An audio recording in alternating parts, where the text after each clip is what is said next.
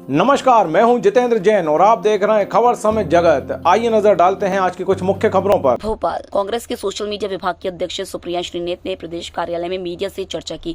सुप्रिया श्रीनेत ने कहा कि देश चुनाव के मुहाने पर खड़ा है। इसमें हमें लगा था कि प्रधानमंत्री और भाजपा का शीर्ष नेतृत्व 10 साल के कार्यकाल का रिपोर्ट कार्ड जनता के बीच रखेगा, लेकिन वह तो कांग्रेस के घोषणा पत्र को लेकर चुनाव मैदान में उतरा है।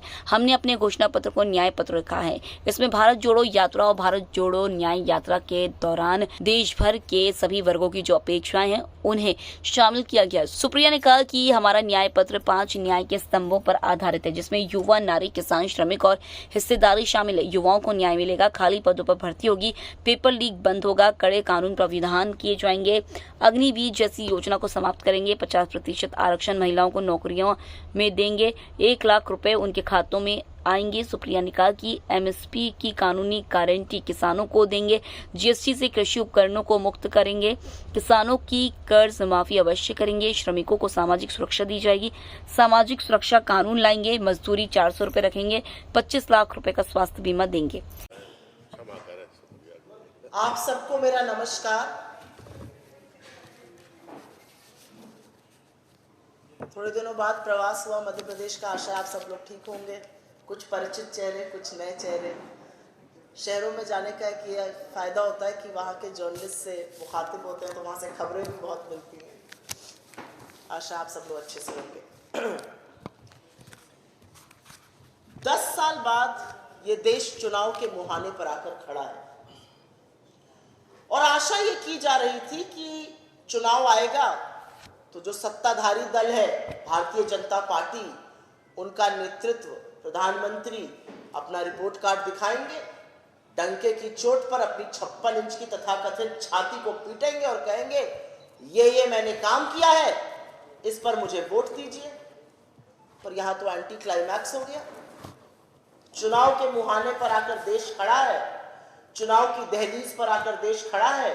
प्रधानमंत्री मोदी अपना काम तो भूल जाइए, प्रधानमंत्री मोदी को सिर्फ और सिर्फ हमारा ये मैनिफेस्टो, हमारे इस न्याय पत्र के अलावा कुछ सूझ ही नहीं रहा है। जो बोल रहे हैं हमारे न्याय पत्र से बोल रहे हैं, तो पहले तो आप सब प्रबुद्ध मूर्धन्य पत्रकारों के सामने मैं वाकई में हाथ जोड़कर नरेंद्र मोदी जी का शुक्रिया अदा करती हूँ। थैंक यू मोदी जी कहती हूँ। आपने इतनी चर्चा हमारे घोषणा पत्र की कर दी कि बिना हींग लगे ना फिटकरी, रंग चोखा आ रहा है, हर व्यक्ति हमारा मैनिफेस्टो पढ़ रहा है, लाखों डाउनलोड हो रहे हैं। और कुछ बातें जो उन्होंने उसके बारे में कही है, उसकी अभी मैं यहाँ पर कलें खोलनी जरूरी समझती हूँ। लेकिन वो करने से पहले मैं कुछ बातें जो प्रमुखता से हमारे घोषणा पत्र में है उस पर चर्चा करूंगी। हम लोग अपनी बात पहले करते हैं। 10 साल सत्ता में रहने के बाद अगर कांग्रेस को ही कोसना था, अगर नेहरू का ही नाम लेना था, अगर इंदिरा जी को ही कोसना था, तो सत्ता में झुनझुना बजा रहे थे क्या मोदी? अपना इलेक्शन प्रचार शुरू किया तो उनको हमारे मैनिफेस्टो में मुस्लिम लीग की छाप नजर आई। और कुछ बातों को खुद से बोल देना चाहिए, मैं आपके सवालों का इंतजार भी नहीं करूंगी। 46 पृष्ठ का ये मैनिफेस्टो है, 15,329 शब्द है। हमारी वेबसाइट पर चले जाइएगा, चाहिए तो पीडीएफ अंग्रेजी हिंदी दोनों का भेज देते हैं, कंट्रोल F करिएगा। अगर मुस्लिम शब्द सुनाई देगा तो भोपाल में मुझे आइंदा से प्रेस कॉन्फ्रेंस करने की अनुमति आप लोग मत दीजिएगा। अगर एक भी मुस्लिम शब्द, मुस्लिम लीग शब्द आपको इसमें दिख जाए, और अगर नहीं दिखेगा तो अगले बीजेपी नेता को जरूर बोलिएगा कि इसमें ढूंढ कर वो शब्द दिखाए। उनको मुस्लिम लीग की छाप नजर आ रही है, इसमें मुझे युवाओं की छाप नजर आती है, इसमें किसानों की छाप नजर आती है, इसमें श्रमिकों की छाप नजर आती है, इसमें गलवान के उन 20 शहीदों की छाप नजर आती है जिनके लिए मोदी जी कहते हैं कोई घुसा हुआ नहीं है। इसमें उन 2 किसानों की छाप नजर आती है जो हर घंटे आत्महत्या कर रहे हैं। इसमें उन महिलाओं की छाप नजर आती है जो आपसे न्याय मांगती है। इसमें मुझे हाथरस की गुड़िया की छाप नजर आती है जिसको 2:30 बजे रात को जला दिया गया। मुझे इसमें इस देश की छाप नजर आती है, विभिन्न भाषाएं बोलते हुए लोगों की छाप नजर आती है, अलग अलग संस्कृति के लोगों की छाप नजर आती है, अलग अलग वेशभूषा की छाप नजर आती है, लेकिन वो सारे दिल हिंदुस्तान के लिए धड़कते हैं, उनकी छाप नजर आती है। तो ये जो कुत्सित प्रयास उन्होंने किया, चिपका नहीं, आगे बढ़ गए। आगे बढ़ के क्या बोला? अब एक नया भ्रम फैलाया है, ये नया आया है मार्केट में। कांग्रेस आपसे आपका पैसा ले लेगी और वो बांट देगी। 55 साल से कांग्रेस सत्ता में है और एक बात शायद प्रधानमंत्री जी को नहीं कहनी चाहिए थी, बहुत कुछ कह दिया उन्होंने 10 साल में अपने पद की कोई खास गरिमा तो रखी नहीं है, तो उनसे कोई ऐसी अपेक्षा भी नहीं थी कि ये चुनाव आएगा और उनके मुंह से फूल झड़ेंगे। एक शब्द उनको नहीं यूज करना चाहिए था। और एक ब्याहता होने के नाते मैं ये जरूर कहूंगी, मंगलसूत्र उनको नहीं बोलना चाहिए था। अगर दाम्पत्य के सूत्र की आप इज्जत और सम्मान नहीं करते हैं तो आप मंगलसूत्र को नहीं समझ सकते हैं। मंगलसूत्र एक सोने की चेन नहीं है। मंगलसूत्र वो प्रतीक है दाम्पत्य के उस सूत्र का जिसको ब्याहता पहनती है और जीवन पर्यंत एक विवाह के संबंध में बंधती है। हम उस देश के लोग हैं जहां की संस्कृति कहती है डोली आती है और अर्थी उठती है। आप मंगलसूत्र के नाम पर झूठ बोलेंगे। 55 साल से कांग्रेस सत्ता में रही, हमने तो किसी का पैसा लेकर किसी और को नहीं दिया। 55 साल से कांग्रेस सत्ता में रही, हमने 27 करोड़ लोगों को गरीबी की सीमा रेखा से निकाला, लेकिन क्या किसी की जेब से एक नया रुपया निकाला? हमने गरीबों को अमीर बनाया, गरीबों को गरीबी से निजात दिलाई, हमने अमीरों को और भी अमीर बनाया। यह सच है कि कांग्रेस की सरकार में छोटे लघु मध्यम उद्योग मल्टीनेशनल्स बने, कांग्रेस की सरकार में लखपति करोड़पति बने, कांग्रेस की सरकार में 27 करोड़ लोग जो गरीबी की सीमा रेखा के नीचे थे उनको हमने ऊपर उबारा। और यह कैसे किया? यह सही नीतियां, सही नीति निर्माण से, सही नियत से हमने ये करके दिखाया। एक छोटी लकीर को छोटा करने के लिए उसको मिटाने की जरूरत नहीं है, उसके सामने लंबी लकीर खींच देना जरूरी होता है। और लंबी लकीर खींची जाती है सही नीति निर्माण से। क्या समस्या है मोदी जी को? क्या समस्या है उनको हमारे इस मैनिफेस्टो से? अगर हम गरीबों के हक की बात करते हैं तो क्यों उनके पेट में दर्द होता है? क्योंकि मोदी जी ने 2 हिंदुस्तान बनाए हैं, 2 भारत बनाए हैं। एक भारत जहां पर उनका मित्र 1600 करोड़ रुपए दिन के कमाता है, और एक दूसरा भारत जहां पर किसान 27 रुपए दिन के कमाता है। एक भारत जहां पर चकाचौंध ही चकाचौंध है, जहां पर जब शादी ब्याह होता है तो वो पेपराजी और दुनिया के वो लोग आते हैं कि आपकी आंखें फटी रह जाए। और एक वो भारत 20% जहां की आबादी 46 रुपए रोज पर अपनी गुजर बसर करने को मजबूर है। अगर आप मार्केट में चले जाइए 2 ठंडी पानी की बोतलें ना मिले 46 रुपए में।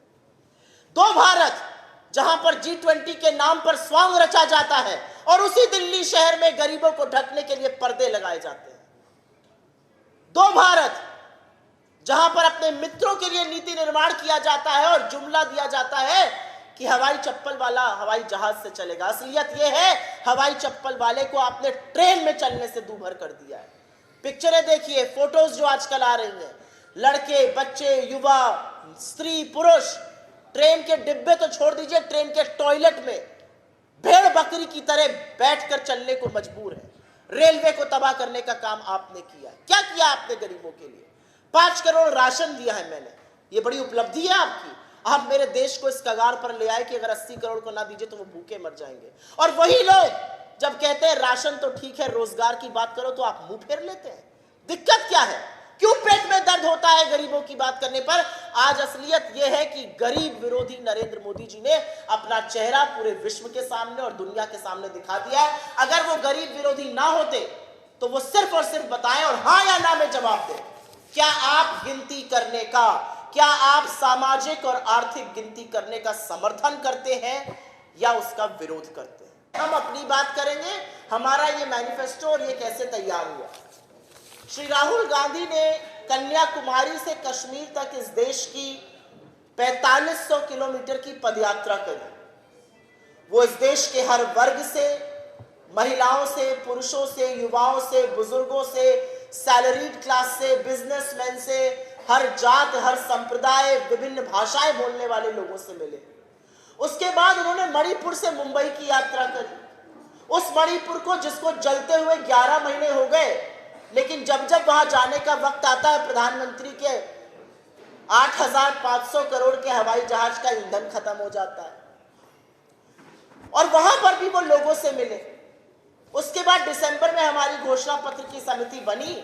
उन्होंने भी जाकर अलग अलग राज्यों में, अलग अलग शहरों में लोगों से, अलग अलग वर्गों से, समुदायों से रिप्रेजेंटेटिव बॉडी से चर्चा की, उन सब का मेल जोल, जो लोगों ने हमें अपनी अपेक्षाएं बताई, अपनी आशंकाएं बताई, अपनी जो दिक्कतें बताई और जो अपनी आकांक्षाएं बताई कि उनकी क्या अपेक्षा है सरकार से, वो क्या चाहते हैं, वो किस दिशा में इस देश को, किस दिशा में अपने भविष्य को ले जाना चाहते हैं, उसके मूलभूत आधार पर ये 46 पृष्ठ का 15,329 वर्ड का ये घोषणा पत्र आपके सामने है, न्याय पत्र।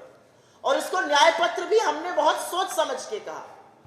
10 साल एक ऐसी सरकार है जिसने हर वर्ग के साथ अन्याय किया, हर उस समस्या का जिसका निर्माण नरेंद्र मोदी जी की नाक के नीचे उनके तत्वावधान में उनके कारण हुआ, चाहे वो बेरोजगारी हो, चाहे वो महंगाई हो, चाहे वो आर्थिक असमानता हो, चाहे वो गरीबों का निरंतर गरीब बनना हो, अमीरों का निरंतर अमीर बनना हो, चाहे वो महिला सुरक्षा हो, चाहे वो किसानों की बदहाली हो, चाहे वो श्रमिकों के पैरों के फफोले हो, उन सब का समाधान है इस न्याय पत्र में। और इसलिए हमने अन्याय के खिलाफ एक न्याय पत्र निकाला। जीएसटी से मुक्त करेंगे, खाद, बीज, कीटनाशक, कृषि के उपक्रम जो जीएसटी के अंतर्गत वसूली हो रही है किसान से, उनको मुक्त करेंगे। और हम 16 लाख करोड़ मित्रों का नहीं लेकिन किसानों की कर्जा माफी जरूर करेंगे। 16 लाख करोड़ जो मित्रों की कर्जा माफी हुई, अगर वो पैसा किसानों पे लगा होता तो 25 बार आप किसानों की कर्जा माफी कर सकते थे, लेकिन इस सरकार ने नहीं की। कोई बात नहीं, घबराने की बात नहीं है, थोड़े दिनों की बेला है, चले की, अब हम वो करके दिखाएंगे। श्रमिक, और आप सब लोग जानते हैं ये जो जोमैटो, स्विगी, ब्लिंकिट ऐसे गिग वर्कर्स होते हैं जो 10 मिनट में आपके घर खाना पहुंचा देते हैं, चाय की पत्ती खत्म हो गई, चाय की पत्ती पहुंचा देते हैं। कभी किसी ने सोचा अगर इनको चोट लग जाए तो इनके परिवारों का क्या होगा? अगर 6 महीने के लिए टांग टूट गई तो इनके परिवारों का भरण पोषण कैसे होगा? क्या है इनकी सामाजिक सुरक्षा? और गिग वर्कर्स बहुत सारे हुए हैं अब, तो गिग वर्कर्स के लिए एक सामाजिक सुरक्षा कानून लाएंगे। जिस मनरेगा से हमने ग्रामीण भारत की तकदीर और तस्वीर बदल दी, उसका न्यूनतम मानदेय 400 रुपए करने जा रहे हैं। और 25 लाख की एक हेल्थ योजना, एक हेल्थ बीमा योजना जैसी राजस्थान में हम चलाते हैं, जिसको हमने शुरू करी थी, अभी भी चल रही है, उसको जरूर लाएंगे, जिसमें इलाज, दवाई, टेस्ट, डायग्नोस्टिक सब हो सके। और अंत में मैं जरूर बात करूंगी हिस्सेदारी की। हिस्सेदारी क्या है? हिस्सेदारी के बारे में बड़ा भ्रम भी फैलाया जा रहा है। हिस्सेदारी को लेकर खासे परेशान है मोदी जी, वही एक मैनिफेस्टो में हमारे उनको बात दिख रही है। क्या है हिस्सेदारी?